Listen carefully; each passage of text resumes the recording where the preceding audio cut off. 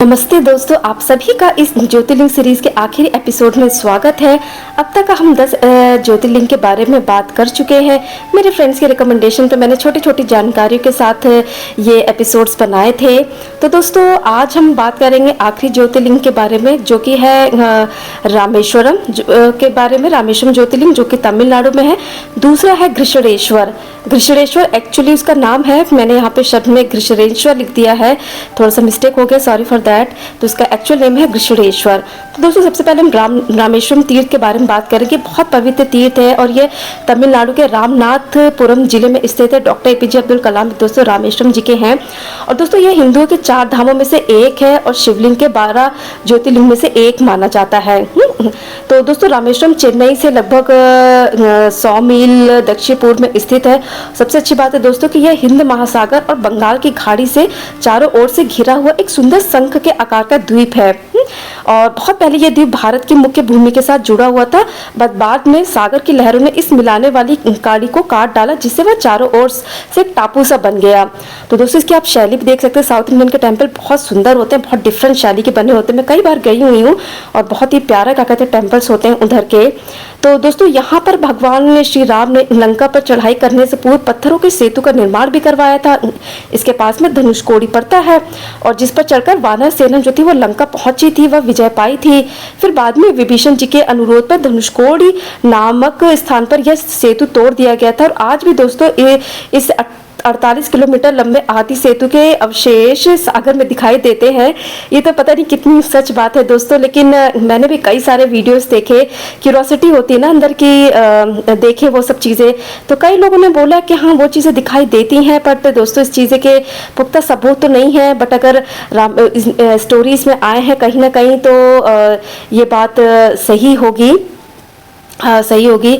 तो दोस्तों श्री राम जी ने क्या कहते हैं जब लंका पर चढ़ाई करने से पहले उस युद्ध के लिए अपने कार्य में सफलता के लिए, जैसे हम लोग भगवान को याद करते हैं ना कि मैं इस काम में सफल हूँ, विजय हूँ, तो दोस्तों भगवान श्री राम जी ने भी इस बड़े युद्ध कार्य के लिए सीता जी की खोज के लिए दोस्तों इस जब पता लग गया था और उनसे युद्ध करना था रावण जी से, तो इस कार्य की सफलता और विजय के पश्चात कृतज्ञता हेतु उनको आराध्य भगवान शिव के लिए एक शिवलिंग की जरूरत थी। तो उन्होंने वहां पे वही समुद्र के किनारे रेत से शिवलिंग का अपने हाथों से निर्माण किया और भगवान शिव वहां पे सत्यम ज्योति के रूप में प्रकट हुए और उन्होंने इस लिंग को श्री रामेश्वरम की उपमा दी।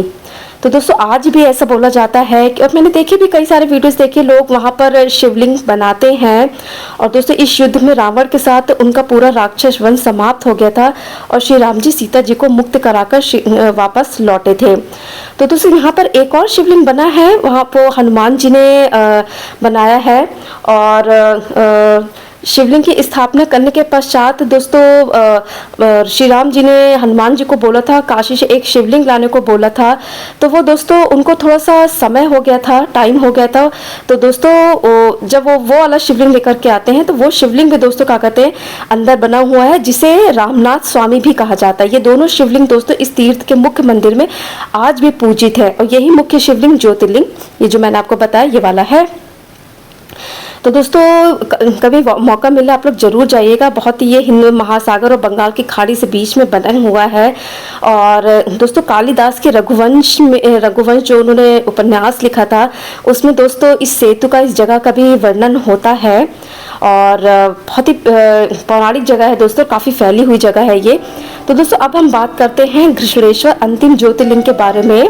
तो दोस्तों घृष्णेश्वर इसी को घुश्मेश्वर भी बोलते हैं, जो कि महाराष्ट्र के दौलताबाद से 11 किलोमीटर दूर स्थित है।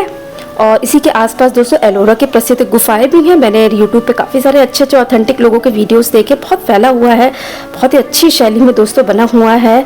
और दोस्तों इसके बिल्डिंग्स पर रामायण और महाभारत काल के चित्र भी इतने सुंदर डिज़ाइंड है ना, रियली मतलब जाने का मन करता है। और दोस्तों इसका भी जो मेंटेनेंस करवाया था वो अहिल्याबाई होलकर जी ने करवाया था, जिन्होंने 2-3 ज्योतिर्लिंग का मेंटेनेंस 17वीं 18वीं शताब्दी में करवाया था। और दोस्तों इसके पीछे की पौराणिक कथा बहुत लंबी है। उस पर एक दो लाइन में मैं बस बता देती हूँ। सुधर्मा नामक एक ब्राह्मण थे पौराणिक काल में, उनकी पत्नी का नाम सुदेहा था, दोनों में बहुत प्रेम था, उनके कोई संतान नहीं थी। एस्ट्रोलॉजी से पता चला कि उनके कोई संतान नहीं हो सकती। तो दोस्तों सुधर्मा की जो पत्नी थी सुदेहा, उन्होंने अपनी छोटी बहन जिसका नाम दोस्तों घुष्मा था, ठीक है, उनसे क्या कहते अपने हस्बैंड का विवाह करवाया। और जो कि क्या कहते जो थी छोटी बहन जो थी उनकी घुष्मा, वो शिव भगवान जी की बहुत बड़ी भक्त थी दोस्तों। और उनसे रिलेटेड ही दोस्तों एक स्टोरी आती कि उनके बेटा होता है, लेकिन जो उनकी बड़ी बहन सुदेहा होती है उनको ज्वेलसी होती है, बहुत ज़्यादा ज्वेलसी होती है। और वो मतलब अपने उसमें घुष्मा के जो पुत्र होता है उसको क्या कहते हैं मार देती हैं। उसके बाद दोस्तों काफ़ी लंबी स्टोरी आती है, लेकिन दोस्तों जो घुष्मा जी होती हैं, जो सुदेहा की छोटी बहन होती हैं, जिनके पुत्र को सुदेहा ने मार डाला था, वो शिव भगवान जी से प्रार्थना करती हैं कि आप लोग कल्याण के लिए इस स्थान पर आप हमेशा के लिए, जहाँ पर वो प्रार्थना करती थी भगवान से, वो हम प्रार्थना करते कि आप यहाँ पर निवास करें। तो भगवान शिव ने उनकी ये प्रार्थना स्वीकार करते हैं और वो ज्योतिर्लिंग के रूप में प्रकट होकर वहीं निवास करने लगे। तो दोस्तों सती शिव भक्त घुष्मा के आराध्य होने के कारण वे यहाँ घुष्मेश्वर महादेव के नाम से प्रकट हुए। तो घुष्मेश्वर ज्योतिर्लिंग की महिमा पुराणों में बहुत विस्तार से बताई गई है। और दोस्तों इनका दर्शन जो है वो लोक परलोक दोनों के लिए अमोघ फलदायी है, ऐसा कि उसमें पुराणों में बताया जाता है। तो दोस्तों ये मैंने छोटी सी स्टोरी बताई, आप इसकी लॉन्ग स्टोरी यूट्यूब पर देख सकते हैं। तो दोस्तों ये थी छोटी सी जानकारी आज के 2 लास्ट ज्योतिर्लिंग के बारे में।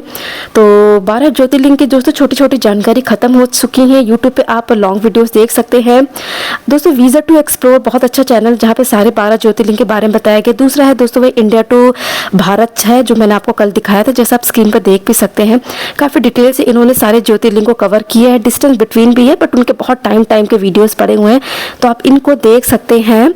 और आई विश दोस्तों आप सभी लोग अपने इस लाइफ टाइम में कुछ ज्योतिर्लिंग ज़रूर विजिट करें। आई विश सभी करें।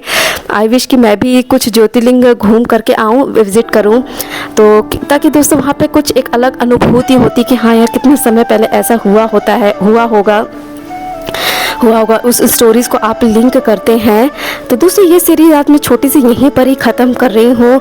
भगवान भोलेनाथ की आप सभी पर कृपा रहे, वो हम सभी को सही दिशा दे।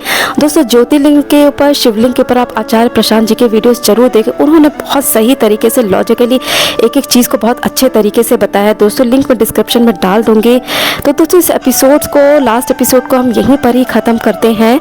तब तक के लिए दोस्तों ओम नमः शिवाय, हर हर महादेव। भगवान भोलेनाथ की हम सभी पर कृपा रहे।